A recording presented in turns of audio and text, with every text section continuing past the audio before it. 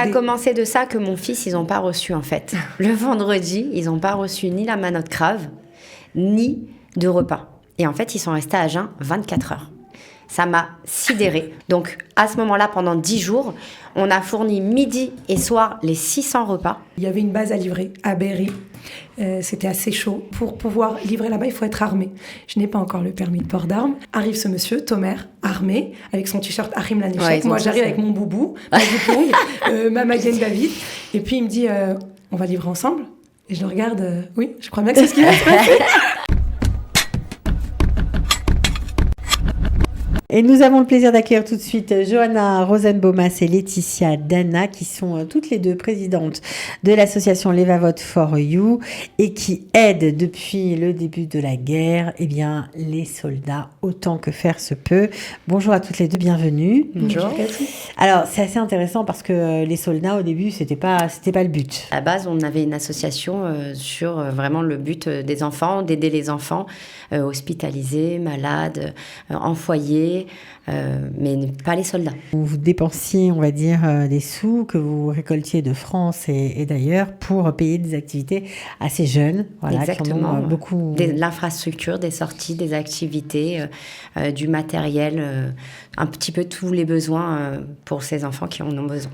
Voilà, qui sont en foyer parce qu'ils subissent souvent des violences au sein de la famille et ils sont obligés de quitter leur domicile. Alors, comment, Laetitia, tout ça a démarré? Qu'est-ce qui a fait que finalement vous avez décidé un jour, en tout cas depuis le 7 octobre, de vous occuper des soldats?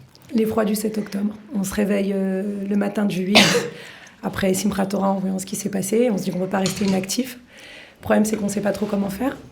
On bénéficie de notre structure qui est déjà existante. Et on se dit, écoute, avec Johanna, on se dit, on va faire un twist et on va voir ce qu'on peut faire pour nos soldats. Alors, ça a commencé comment? Comment vous êtes levé un matin? Le plus simplement du monde. Le 8 au matin, je pars faire un plein comme tous les Israéliens qui ont peur qu'on rentre en guerre. Donc, de l'eau, des produits essentiels pour moi, pour mon foyer. Et je me dis, mais les soldats, ils sont partis comme ça. Ils n'ont rien. C'est sûr, des produits d'hygiène, des produits de première nécessité. Et donc, je lance un appel dans le groupe de bénévoles qu'on a en disant, les filles, qui veut me faire un bid sur mon bid privé? Je fais des courses pour les soldats en fonction des sommes que vous me donnez. Et là, je reçois un afflux de dons. Je ne pouvais pas acheter autant de marchandises avec l'argent que j'avais reçu. C'était pas possible. Et je me dis, attends, il y a quelque chose à faire. Je vais le faire de manière plus organisée. Donc j'appelle Johanna, je dis, Johanna, qu'est-ce que t'en penses? Elle me dit, écoute, j'ai eu la même réflexion. J'ai des gens qui m'appellent de France, comme ils ont confiance en nous. Ils sont prêts à nous envoyer de l'argent pour les soldats. Qu'est-ce qu'on fait? Donc on appelle la banque, on les prévient, la banque nous dit, allez-y, il y a le feu vert. Donc on récolte des sous. Et là, on commence.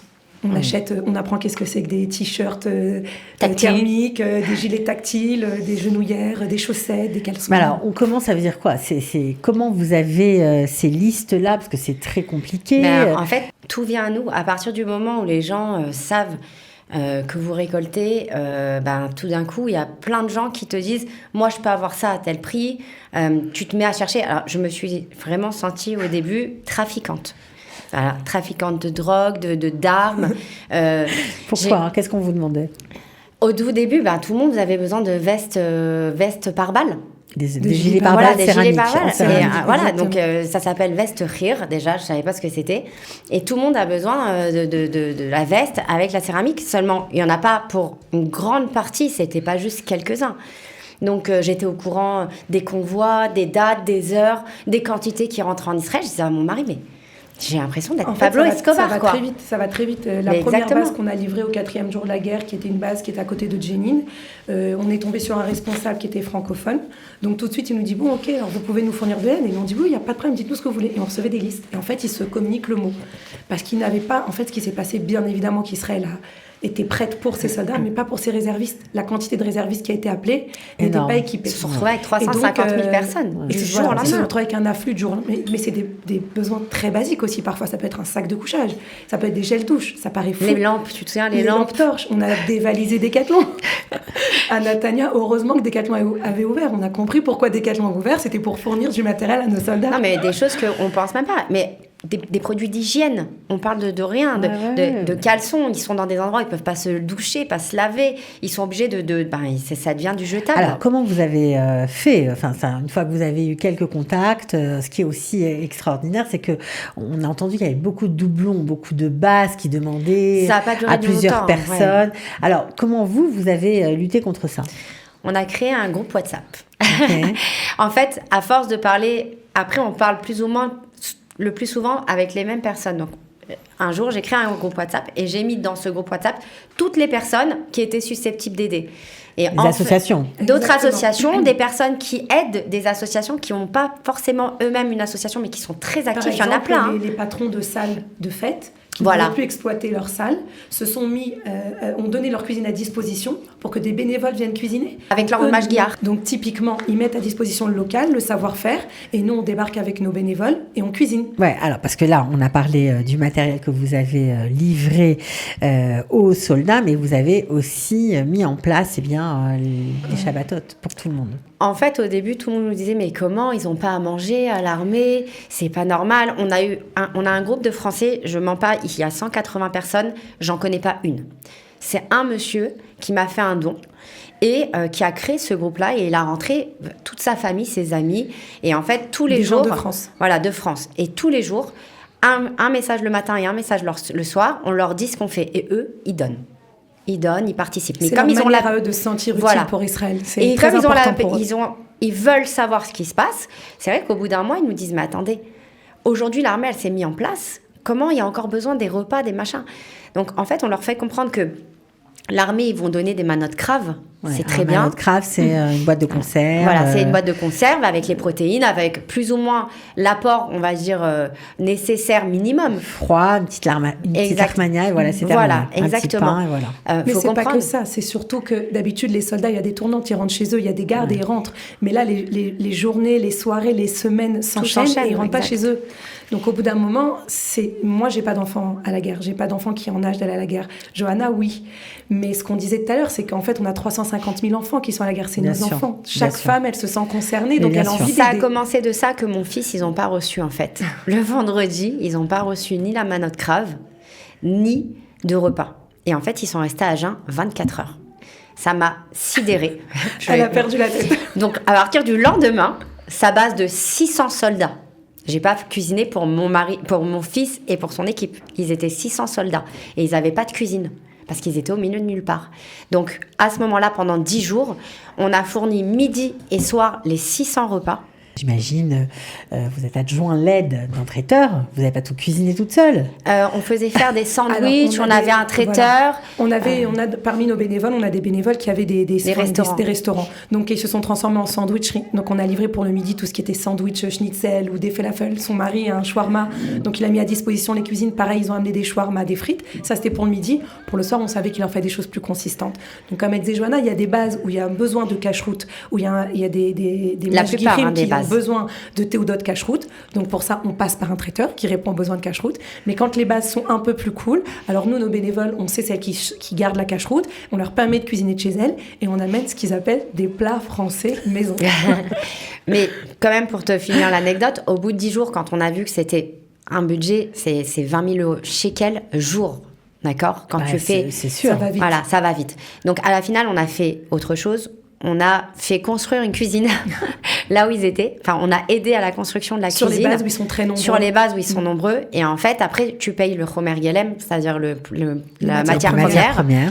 Et ça revient beaucoup moins cher. Et du coup, on a pu arrêter d'aider la base de mon fils. Ils ont pu avoir des repas. Ils ont pu avoir des repas. Ils se sont arrangés autrement parce que c'était pas possible non plus, même financièrement, pour nous de suivre. Continuer comme ça. Après, alors tous les Shabbats, vous continuez tous les Shabbats à livrer des repas. Tous les vendredis. C'est très bien. Maintenant, avec le recul, on est à plus de 50 jours. C'est malheureusement très bien huilé. C'est quasiment tous les jeudis soirs à 11h du soir qu'on reçoit. C'est très bien huilé le vendredi. Il est minuit. On est jeudi soir, il est minuit, je sais qu'il n'y a plus personne chez le traiteur. Rav Ishai me dit, j'ai une base de 200, tu peux ? Alors attendez, bougez pas. Je réveille le traiteur.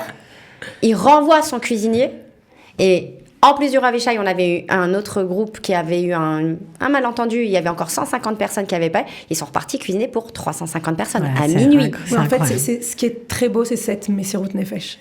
C'est le fait de voir que si en temps normal, j'avais été voir ce traiteur pour organiser la bar mitzvah de mon fils, on aurait eu des rapports commerciaux. Ouais. Là, quand on lui parle de soldats, c'est toute une équipe qui ne compte pas les heures. C'est toute une équipe qui te dit « Ne t'inquiète » parce que Johanna et moi, on arrive un peu confuses le vendredi matin. Le vendredi matin, c'est le dispatch. Ouais. On a des convoyeurs qui viennent, des bénévoles, des hommes qui prennent leur voiture, leur 4x4 pour rentrer le maximum de plats pour aller livrer les bases. On scinde en fonction du nord, du sud, de l'intérieur du pays. Vous livrez combien de bases tous les Shabbats ? Une dizaine de bases. Ouais, c'est beaucoup. En fait, on livre à peu près 7 bases livrées par nos livreurs qui partent depuis le traiteur de Natania, donc Abishul Sheliran, qui est un ange.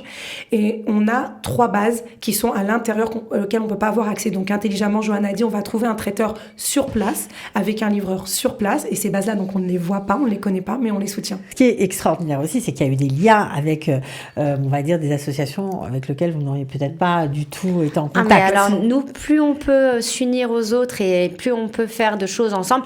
Parfois, notre traiteur part avec des cartons d'une autre association et vice-versa. Mais je pensais à Achim Laneshek avec qui vous travaillez main dans la main. Non, mais c'est vrai. Bon, on sait très bien qu'avant la guerre, il y a eu beaucoup de heurts entre les pro-réformes, les anti-réformes. C'est vrai qu'on rencontre parfois des gens avec qui on n'a pas d'affinité politique, c'est sûr. C'est ça. Mais on va raconter, Laetitia va raconter son anecdote. Une petite anecdote qui m'a vraiment réchauffé le cœur. On était au début et il y avait une base à livrer à Be'eri. C'était assez chaud. Et Johanna me dit non, tu ne vas pas livrer là-bas, mais il nous manque un convoi. C'est mathématique, tout ne rentre pas dans le convoi de la personne qui est censée amener. Maintenant, pour pouvoir livrer là-bas, il faut être armé. Je n'ai pas encore le permis de port d'armes. Non. Et du coup, Johanna me dit, écoute, tu sais quoi, j'ai une solution. On va contacter Achim Laneshek. Je lui dis, mais t'es folle. Elle me dit, laisse-moi faire. Elle les contacte. Et là, bizarrement, à sa grande surprise, ils lui disent tout de suite, il n'y a pas de problème, quelle base il faut livrer, où vous vous trouvez, on vous envoie quelqu'un. Arrive ce monsieur, Tomer, armé, avec son t-shirt Achim Laneshek. Moi, j'arrive avec mon boubou, ma doublon, ma Magen David. Et puis, il me dit, on va livrer ensemble. Et je le regarde, oui, je crois bien que c'est ce qui va se passer. Donc, lui, le voilà parti dans sa voiture, chargé de nourriture, moi, dans la mienne, chargée de nourriture. Et on échange sur le chemin par téléphone. Et au bout d'un moment, on arrive sur une zone qui est un peu sensible. Et là, il m'appelle, il me dit, regarde, écoute bien, si jamais il y a une azaka, tu laisses ta voiture, tu sors de ta voiture, tu me suis, et je suis désolée de te dire que je me mettrai sur toi. Et là, on part d'un fou rire. Je lui dis, comment ça? Il me dit, pour te protéger, pour pas que tu prennes d'éclat, je me mettrai sur toi. Et là, sur le chemin du retour, après avoir livré cette base, déjà, on a échangé beaucoup avec lui, parce qu'on attendait que les soldats arrivent pour venir récupérer la nourriture, donc on a échangé. Je lui parlais de la paracha de la semaine. Et au moment de partir, je pouvais pas le serrer dans les bras parce que voilà, mais le cœur y était. Et j'ai enregistré un live pour dire, écoutez, le miracle, c'est partout, c'est tout le temps. Cet homme-là, il m'aurait jamais regardé il y a un mois. Et moi, je l'aurais jamais considéré il y a un mois. Et aujourd'hui, il a voulu mettre sa vie en danger, entre guillemets, parce qu'il me disait, je m'allongerai sur toi pour te protéger. Là, il n'y avait plus de barrière. Ouais, c'est sûr que c'est hyper magnifique. Bah ouais, mais on revient aux fondamentaux de notre peuple.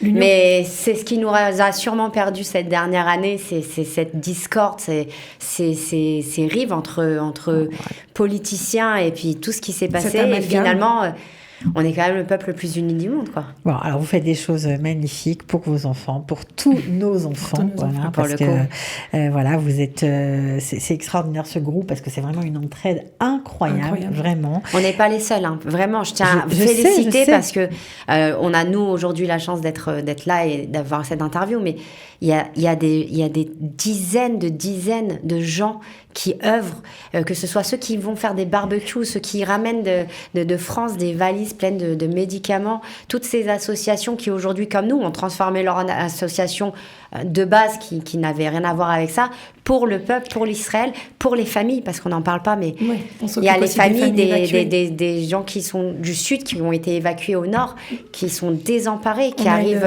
on a une bénévole qui a pris ça sur elle tout de suite. Exceptionnel. Ça va être un vrai problème. D'ailleurs, on la félicite, Rana, et elle s'est mise en contact avec tous les agents immobiliers pour trouver des appartements. Elle fait le ménage dans les appartements. Elle prend nos bénévoles, elle va faire le ménage. On appelle des copains, on demande des lits, on demande des choses basiques, mais des appartements sont vides. Les frigos pour pouvoir leur donner un sentiment. Ils les accueillent avec des chansons, avec bienvenue. On fait le plein, au moins le premier plein. Voilà.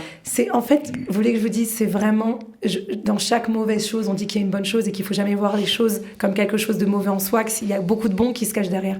Et je crois que le beaucoup de bon qu'on arrive à voir aujourd'hui, c'est le fait de se dire que c'est l'union. Les cœurs parlent au cœur, quoi. Les vavotes. C'est magique. C'est nous. Les vavotes for you. Alors, comment on peut vous aider? Qu'est-ce qu'on peut faire? Par faire des dons. C'est très frustrant parce qu'on a nos bénévoles aussi qui, tous les jours, elles ont envie de participer. Il faut comprendre quelque chose, c'est qu'on a énormément de choses qui se passent par téléphone et qu'il n'y a que Laetitia et moi qui arrivons à gérer parce que c'est des transactions, c'est parfois que monétaire. Quelqu'un qui m'appelle, qui me dit « Regarde, j'ai trouvé le matériel, j'ai pas les fonds ». Ou vice-versa. Moi, je les appelle, je dis, écoute, j'ai besoin de ça, je sais pas où les trouver, juste donne-moi le contact. C'est vraiment des échanges de contacts. Alors, nous aider essentiellement par des dons. Donc, et de la visibilité. C'est très important d'avoir de la visibilité. Pour ça, on est mauvaise, on n'est pas bonne en community manager. Vous êtes là, tout va s'arranger. Mais parce que c'est un de nos chauffeurs, regarde, parce que j'ai l'habitude de venir te voir, c'est vrai, mais c'est un de nos chauffeurs. Justement, pour la petite anecdote, je me suis trompée, j'étais pas dans mon assiette jeudi parce que mon fils est rentré à Gaza, je faisais que des bêtises. Et quand j'ai envoyé le nombre de repas au traiteur, je me suis complètement trompée de 180 repas. En plus, ça ne m'arrive jamais, c'est le truc que je déteste, je me dis, oh là là, l'argent jeté par la fenêtre. Et un des chauffeurs est arrivé avec un ami. Et je parle devant lui avec mon mari, je dis, oh là là, putain, j'ai fait une bêtise, j'ai 180 repas, tu te rends pas compte? Et là, l'autre... Donc je les prends. Il me dit non, pas du tout, je les prends. Il me dit oh là là, c'est vrai, mon cousin vient de revenir avec son équipe de Pays Lout, c'était pas prévu, ils ont rien pour Shabbat et c'est sur le chemin de là où on va pour livrer. Est-ce qu'on peut les prendre? Extraordinaire.